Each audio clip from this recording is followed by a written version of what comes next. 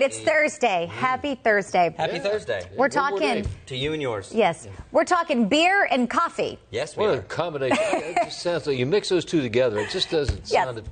Okay, so first up, your beer glass. Oh. It may get a little smaller sooner if you're headed out for a drink. Your beer glass. It's not because of shrinkflation. Researchers are looking for new ways to encourage people to cut back on drinking.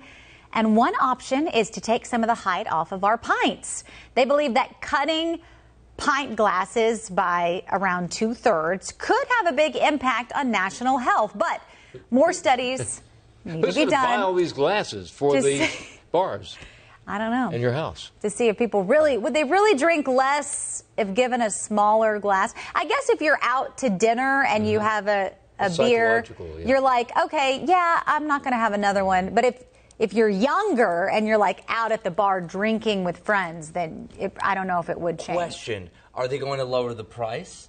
Oh, Yeah. You know that's not going to happen. Because if the price stays the same and for your health purposes, we're going to give you less beer. You know that's a good way to increase the profit. my gosh. Just saying. I was to say. you caught it. I did. You did. We're like, oh, okay, health reasons. It's all based on money. Yeah, money. Profit. But you also bring up a good point. They said, oh, less beer. The one person or the people that do hey, I'm only going to have a beer. But the ones that are like, that was, I think I'm going to have one more. You're technically, I think, would be having more than you usually would because it's less. So, Right.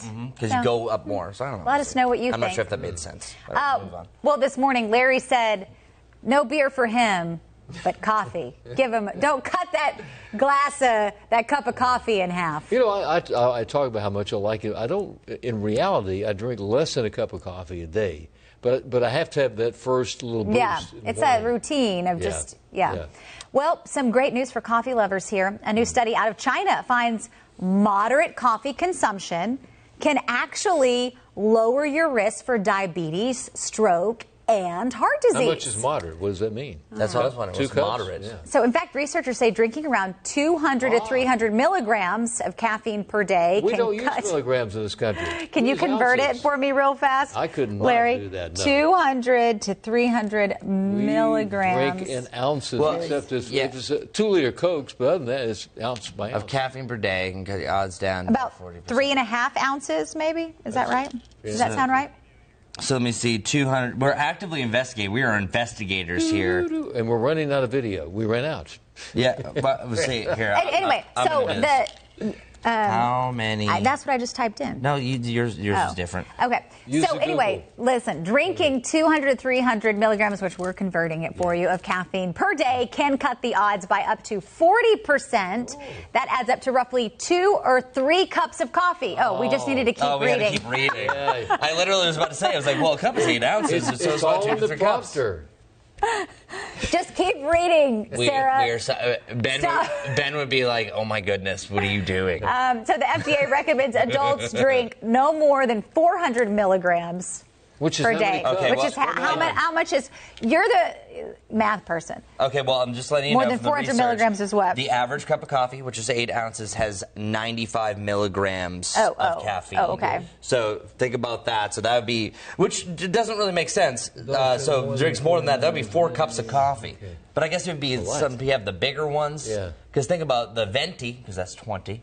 That would be like. What if I 2.5. get decaf venti? Then you That's this not is coffee. not. This is They- not for Yes, you. it is. It tastes Well, just no, like what they're it. talking about is caffeinated coffee. Yeah. in Yeah, this you're serving. talking about dirty bean water. But is no, what yes. but decaf does have a little. But it's insignificant. Yeah, Don't it's you different. love going out to eat and getting dessert and getting a little cup of decaf coffee? No.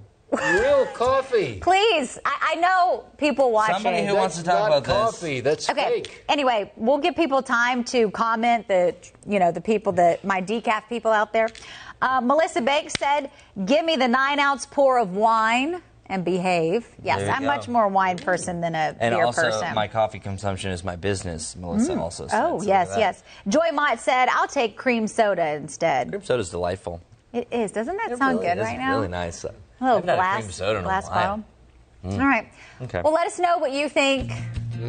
What were our 2 questions? Time for a big cup of coffee. The beer, less beer, your coffee consumption. More and coffee, if, less and if there's beer. anyone out there that drinks decaf coffee for Yes, fun. that's the real question, actually. Sarah's Please, alone right now. Don't make me feel alone. You got to stop this. Bye. All by yourself.